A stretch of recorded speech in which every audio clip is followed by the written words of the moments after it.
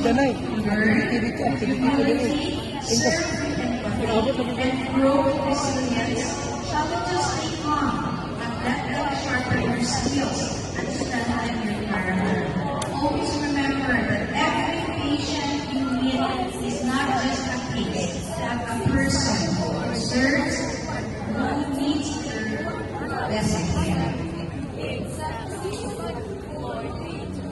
To all those students, of course, congratulations. May we challenge this stage and make this application orientation inspire you to become not only a medical professional, but also a compassionate leader. Thank you and may God bless us. Thank you, Ma'am. So truly, may this orientation help us in shaping who we are soon to our duties. And remember the three values our league has given us for today: humility, empathy, and resilience. So without further ado, for our orientation proper, we are honored to be joined by a distinguished guest who will be guiding us through the program meetings.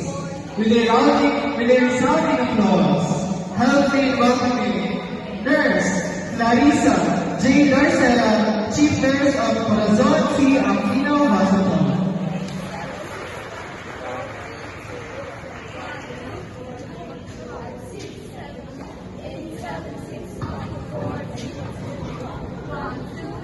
Good morning, everyone. So, we would like to thank Grace, your Dean of the College University, for inviting us for your invitation. Since we cannot do this in the Power Hospital halls, let me state for people so that is why we asked Assistant Grace and Hannah. So, thank you very much for the invitation.